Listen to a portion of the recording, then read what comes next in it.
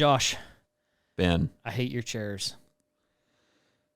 Listen, I got them for like feet $50. A wind farm was finished up their project and was getting rid of everything. I got them for really cheap. I have to hook my feet under so that I don't just... You don't... It's a constant... It takes effort to stay upright like this. I'm sorry. You should be. In the next meeting, we'll approve in the budget, or at least notate, potentially, some new chairs. We got to have a really good month to get some chairs. Get some chairs. Okay. Speaking. Yeah. So how did it go, Josh? You were in... Illinois. What was the town? Everywhere. Everywhere? Arthur. Oh, okay. Assuming you're talking real world? Yep. Yeah. Talked to over 300 dealers about humic in the outdoor space. And you've been drowning ever since. I told guys, did you get caught up? 2 hours ago, I'm caught up on yesterday's voicemails. I am caught up on emails. And now after this, I'm going to start on today's voicemails. Nice. Thanks. Yeah. It's okay. Humic helps your deer plots, just like it helps your farm ground. And that's why I went. And everybody said it went pretty good. Well, good. Yes. This podcast is not brought to you by Frontier Farm Credit, by the way. I need a piece of tape just to cover that up. Okay. There's been a lot of talk lately, a ton of talk about manure and humic. Lots. Chicken, hog, dairy, beef cattle. The benefits of what does humic do, just so we can touch on this momentarily. Pretend as though I know nothing about humic and its ability or its benefits in regards to manure and manure applications in fields. Nothing about humic in regards to manure applications. Well, okay. How do I go about this? Go listen to our podcast. So if you hear that, you're on the right track. That's right. Okay, so there's a lot of things that we've been seeing, particularly around, hogs. So Gibbs and Nelson and them dealing the hogs up in Iowa that way. Yeah. Oh, yeah. That way. They probably can't see that. No. Dang it. Ish. Yeah. All right. He this right here. That one can. See? Right there. Yep. And so they're dealing with, Gibbs has mentioned hog foaming up. They can knock that out with humics because of the gas capture. But the coolest thing is that when we're up in Canada talking with the guys up there, they mentioned that they're knocking out nitrate, volatiles. Well, okay, so taking slurry samples, you take a sample that's untreated and a sample that's treated, and the capture of nitrogen in the treated with humic is 400% more nitrogen in that slurry than the one untreated because it's capturing all the nitrogen. So ammonia gas, nitrates, all those things, humic just sucks that stuff up like crazy. So, example, Heathman did a freeze-out test, a salt-out for 32 to see if it would help. And in 8 hours at single digits or degrees. 0, 8 hours, 8 degrees. At 2 ounces per unit of N and 32%. 2 ounces of liquid, 12% Yes. humic. Extended out the salt out period. What was he? We don't know exactly because doesn't have a time lapse on it. But between 8 and 24 hours, somewhere in there, it did salt out eventually. But within that 8-hour window, the straight 32 had salted out entirely. It was just slush. Yeah, and the one that was treated had 0. It was totally fine. Yep. So he bought about 12 hours-ish.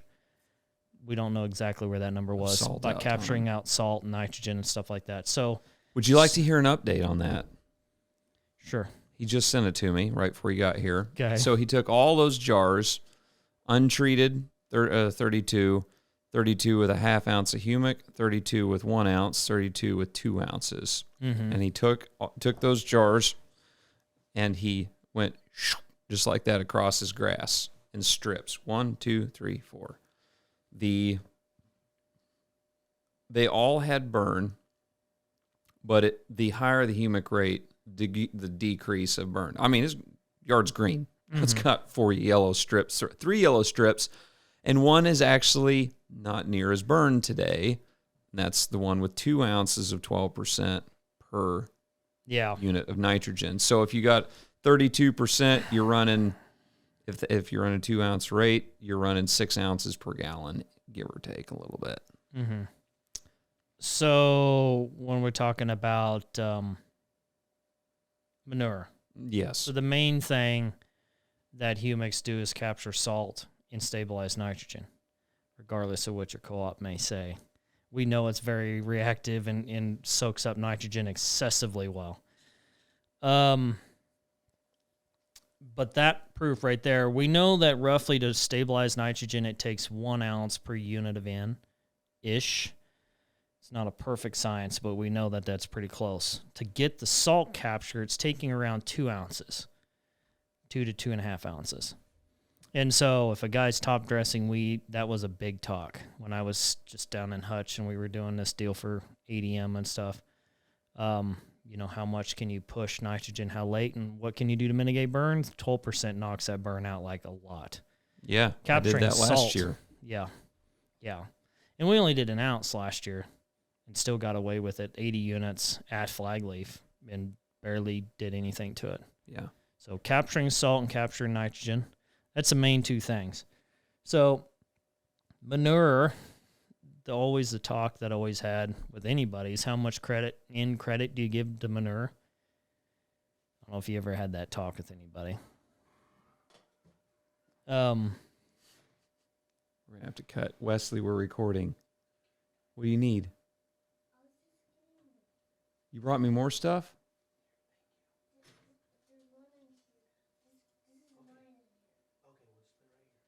Are you going to eat it? I'm going to have you eat it outside. Yeah, that's fine. But you have to keep the door shut, okay? Okay. Stay out there. I'll let you know when you can come in. And cut. We got interrupted by my 3-year-old bringing a plate of dessert in. Yep. So nitrogen credit in manure. Yes. How much do you give? So originally I never gave any because it's all ammonia, or not all ammonia, but you got a lot of ammonia in there. If you're going down to watching somebody spread dry manure, pin pack manure in the winter, it's blue out of the back of that spreader. It just looks like anhydrous shooting out in the air. It's just all that nitrates and everything, or ammonia, just gone. We can drastically reduce that, but how do you incorporate that into that manure prior to going into the spreader is a big question. Yeah. So, but we know we can capture a lot. And then the other thing is salt. Ben, what does salt do to plants and soil? So salt is necessary. You got to have it for draw of water into the root, but we talk about it all the time. Essentially, if your hand's a root, it's saltier than all the soil around that root, and that helps draw water in. Essentially, what happens eventually is the soil around it becomes saltier, and then the water starts wanting to go the other way. So the plant has to keep working harder and harder to draw water in. It's like the soil's dehydrating it. Mm-hmm. So I always say, we had this experiment, and apparently I was one of the few that ever did this. In grade school, we mummified chicken legs, like thighs. I definitely did not do that. What we did is you just take a chicken thigh and you roll it in salt, and then you wrapped it, and then it would draw the moisture out. Then every day or so, you would change the salt cover, and in about a week, it'd totally be mummified. It'd just draw all the moisture right out, even covered. And so that's essentially what happens to a root if the salts get too high. Okay. So moisture is drawn to salt. Got it. Hence why you want to stay as far away from salty products in furrow. Yeah, I'd try not to do any salt near the seed. Right. If at all possible. Sure. Okay. That's why I like liquid humic in furrow. Oh, yeah. So, Yeah. yeah. And, well, we've got guys right now that are running, like, say, 1034.0. They're stuck on 1034.0. You know, well, I like 1034.0, but I want to reduce the salt. Well, put humic in. Humic's going to pull that. Yeah. We, like he said, we keep pounding this humic train, but we keep getting pounded with questions about the humic train. Yeah. Well, and the other thing with salt is sodium chloride. And chloride It's potash. Potassium chloride. Salt. Chloride is you need chloride, but we get so much damn chloride from everywhere. You definitely don't need any more. Everything you do contains some chloride. One of them. Well, I wouldn't say everything, but chloride comes in a lot of things. Yeah. So use as much as you can mitigate that, the better, which humics do. So, but that's the the individual component, sodium and chloride. The chloride is the issue as far as other nutrition uptake. The sodium chloride together is water issue. Potassium chloride is used as a substitute for. Oh, what's this, Josh? This is table salt. This is table salt. Potassium chloride is a salt replacer. Yeah. If you've got heart issues or whatever, they're going to call problems. it. Yeah, they call it no salt. It's at Walmart. I don't know about. He told me this first time. I was like, "You're so full of crap." I brought one. I carried it around in my bag for a long time. He pulls it out. Thunk. I'm Yep. like, that's table salt. Turn around, potassium chloride. Great. I've been putting this in my fields in mass quantities in the past. Yeah. First time I ever seen that. My grandpa has heart issues. Had heart failure. He has a heart pump today. What's this no salt? It's freaking potassium chloride, which is actually kind of interesting considering what potassium can do to you in excess. Potassium chloride is a salt substitute for people who tend to have heart issues. Mm-hmm. Potassium is necessary for muscle functions, and it's an electrolyte. Mm-hmm. But the main ingredient in lethal injection is potassium. Really? Yep. I did not know that. Yep. What was I going to say? So think about that next time you're just made me downing a bunch of bananas. What? They have a lot of potassium in them? Yeah. I'm going to off myself by eating too many bananas. Dates, bananas. Okay, but talk about potassium and water are they work hand in hand. We guys talk all the time about the relationship between potassium and water intake. Potassium is one of those that's necessary for a lot of functions, but stoma regulation function, closing, opening stomas, reliant on potassium. Nitrogen utilization is reliant on potassium. So that's why I always tell guys, you got to tell the difference between potassium deficiency and nitrogen deficiency on a plant, because everybody thinks it's nitrogen all the time. But the way that plant fires off that leaf makes a difference on which one it is. And one can be on the other, or sulfur or something else. But most of the time I see potassium deficiency, it's due to a nitrogen issue or vice versa. Or low microbial activity. Or water. Okay. Water is another one that'll drive potassium deficiencies. So in droughts, you're probably going to see a lot more potassium deficiency in like tissue tests. Yep. That's what I'd like to do in one of the next podcasts talk about tissue testing. Yeah. Because that's going to be here before we know it. Yeah. Always grind everybody all the time that you need to know the difference between those. And then you also need to know the difference on nutrition movement within the plant. So if a guy pulls I actually printed off a bunch of tissue tests a little bit ago. Guy pulls out a tissue test, pulls one, gets it back from a lab. What would he be looking for in that test that he might see that confusing relationship there of between the nitrogen and the potassium? Like he pulls out his test and the potassium's way off. What should he look for in regards to nitrogen? Too high, too low? Okay, so that's a hard one because I know there's a lot of factors.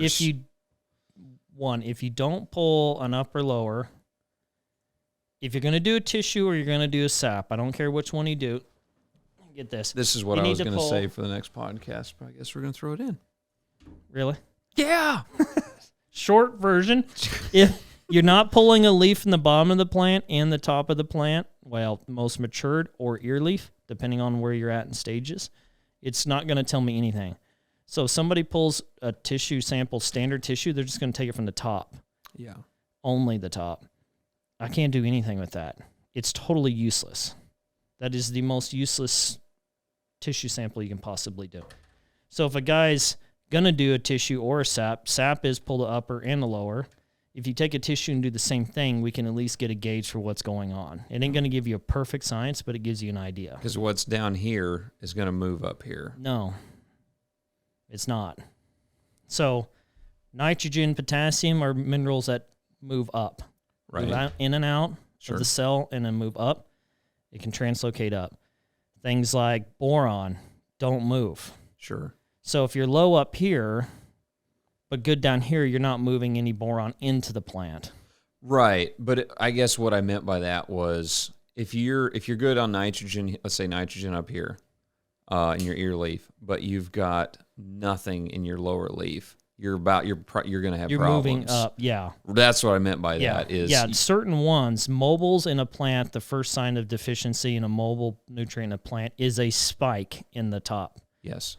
So if you don't know what's going on here, I can't tell if you're clear out of N, because people bring me a tissue sample and look, my N's good. Yeah, but this may be going down here, and you're actually running out. Correct. That's what I meant by running out below. Yeah. Yeah. It could be potassium. It could be nitrogen. It could be water. It could, all these things. Yeah. But that gives you a starting point. But yeah, you can dive into it real deep. But mobile or immobile makes a big difference. Yeah. So I'll save the rest for the next one. Thanks. So we don't run out of things to talk about. Yeah, exactly. Man, trying to think what else. The last. Well, here's one I got asked a lot in Hutch. All right, yeah. Early season nitrogen applications. We talk Apparently, about that all we the time. can't over talk about that. No. We sit here and be like, dude, we talk about this every podcast. But people are like, can you talk about nitrogen application? Okay. So, front loading, what did I get asked? He listens to this podcast, and his name's Stroberg. Jake. No, it's not Stroberg. Oh. It's one of his guys. His name's Jake. Okay. We like Jakes. It was along the lines of how to cut in. Oh, and then phosphorus and potassium efficiencies. How to make it more efficient and get more in the plant that you can actually use. And so my whole talk with him was along the lines of, if you screw up on the inside, you'll forever fight that entire season potassium and phosphorus deficiency because you can't get enough in the plant. We talked about that in Nebraska. That was a podcast that went out not too long ago. The Johnny podcast? Yeah, Johnny was on one of them. Like you said, we talk about it on about every single one. Yeah, that's a good point. Pick a podcast, we probably talk about it. Yep, yeah. So early season uptake of phosphorus and potassium are going to be limited by the amount of nitrogen that it's taking in. Nitrogen's required for potassium and vice versa. Phosphorus is required for everything. Phosphates are the way that a lot of nutrition gets in. And you usually run out of phos, and this is what I did tell him. You're usually going to have a phos limiting factor in the plant, but it's due to other factors in it not being present in the soil. So it's either salts tied up, low biological activity, or too much in, too much chloride, things like that. So there's all these things. But one is in, and that's why I always tell everybody, if you don't be careful on in, then everything else you do is a waste of time. So a lot of people think I'll foliar feed all that phos in, but you're needing hundreds of pounds to do it, and you're never going to afford that. Sure.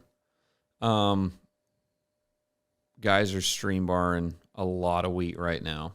A lot of our guys are. I am one of them. It's using humic to reduce the burn. Shameless plug. But the cabin test, that wheat had, this is in relation to nitrogen, that wheat has 38 pounds of nitrogen in the top 6 inches of soil. And I mean, dude, it looks great. My deal is that stuff won't quit growing. Did you come in from that way? Mm-hmm. Yeah. It needs to slow down. I haven't done, the only thing it's got is humic. That's the only applied by, since the wheat's been planted, the only thing it's had is humic. 150 pounds. You think I can get away with just 20 pounds in? Well, so last year, quick? this is exactly what I seen on 4.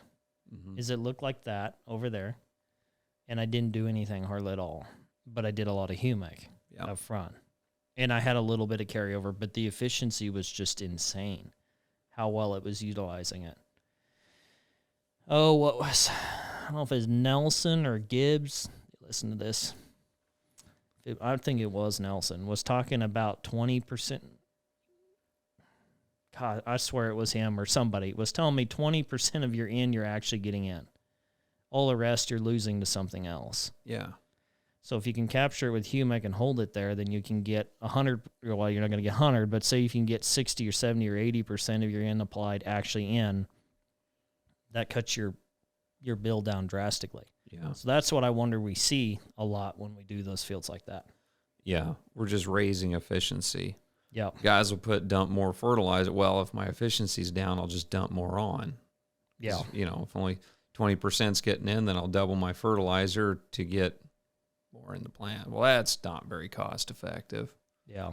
At all. It's don't know. quite counterproductive. There's part of that field I don't think I'm going to do anything to. Nothing. Yeah.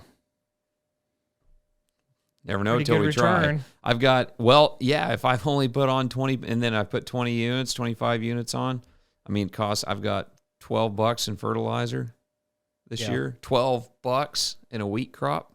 Mm-hmm. All my other levels are good, showing good sign, good P, good K, good micros. I'll probably throw some sulfur in when I do that. I always run sulfur with nitrogen together. And then here on the field across from the house, I did some strip till trials. I did 60 units in the strip till with sulfur and humic.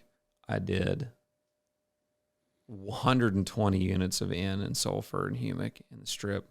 I did 0, just strip tilled it, turned the pump off, and then I did 60 again.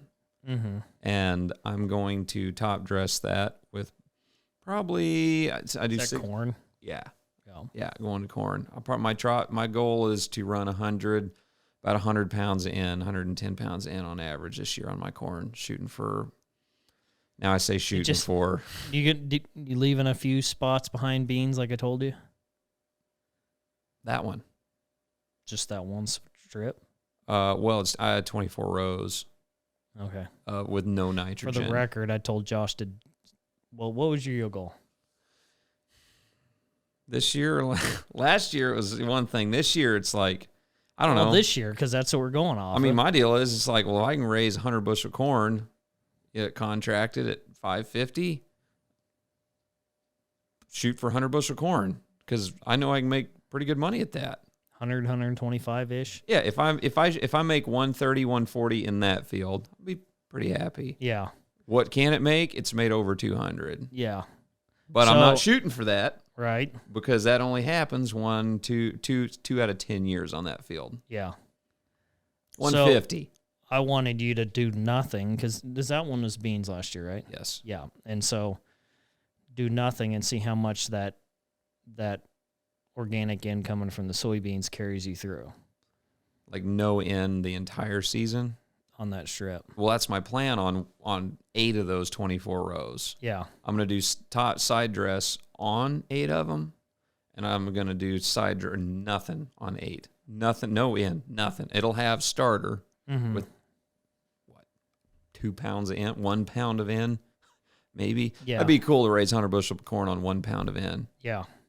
We got guys in the group that do it. Yeah. And I'm Getting pretty close. low on some of mine too. Yeah. Really, really low. I'm not telling guys I'm just to do curious. this. Let me just state this right now. I am not telling people to do this. I am No. testing it. In fact, Jake and I talked about this. It's got to be Jake. He's the only one that went with me to Illinois. We're talking to Taylor. It was a pretty late night. It was You might Taylor. have imagined somebody. I was drove in there. 23 hours and 30 hours, like 36. Out of 36 hours, we were in the car for almost 24 hours. It was a long trip, but it was great. It was fun. Taylor, he was like, man, I wish I could do more trials and testing and this and that. I said, dude, don't worry about it. Let someone else do it. Or Bean will talk about it. He's like, you know what? Let me, I want to do a bunch of trial lists. And I said, dude, don't worry. Every trial is risk, and because that might not make much. We have our theories of what it will do, but don't go and mass test tons of acres. No. That's why we have our group. Yes. Most of these big groups have that. The Mac group, Randy and them have a group, and there's just a bunch of these groups through the country, and they test. So I'll do some tests, you do some tests, Ryan does tests, Jake does tests, Mason does tests out west. Yeah. We got guys way over by the East Coast going to do tests. And we spread that out over just, collectively maybe 100 acres, and there's 10, 15 of us doing it. So we're only doing a few, 10 acres apiece. Yeah. And we spread it out, and then we compare. Yeah. But it's not a closed circle, other than it's our group of guys that we work with. So it's like, hey, this failed, this worked. Yep. Yeah. But I'm really excited to see that. It's cool. I definitely did it around the bend where you can't see it from the road. We all have that. Yeah. Yeah, it's a great test area. I can drive back there. It's close to the house. Turn the corner, can't see the road, and the testing begins. Yep. So if you want to come look at it, just let me know. Mm-hmm. But anyway, we're about out of time. In fact, we are out of time. So that was kind of a ramrod. Crammed a bunch into that podcast. But, yeah. Teaser. Yeah, exactly. Anyway. Yeah. I get some of those chocolate bars Wesley brought over, so wrap it up, Josh. Help yourself. Anything else? Okay. I love the look he gives. Yeah, like, you're looking at me for. Mm-hmm. Anyway, I got a monster deer antler I found. Yeah. Deer antler I found the other day laying on the floor over there. I want to show everybody. But if you want to see it, go look at my Instagram. Go look at my Instagram. Shameless plug. But, yeah. Appreciate you guys. We're on, let's see, if you're not watching this on YouTube, we have a YouTube channel. We're on Spotify. Video podcast is on Spotify, right? Yep. Apple. Yeah. Everywhere. Appreciate you guys. Website. We got newsletter. Newsletter's actually probably just dropped or is about to drop. So what? Oh. You see what he's wearing? This camera. You see what he's wearing? Look at that. Yeah. Boom. New swag. Merch should be live and ready when this is up. So, yeah, check it out. Aaron has put a tremendous amount of work, and so has Matt, into just getting just the whole team's put a lot of work into getting that whole thing launched and the design and so on and so forth. What's that? The back looks cool. The back does look really cool. To see the back, order one. Check it out on the Check it out. webpage. In the words of Master Ryan Gibbs, Farm on.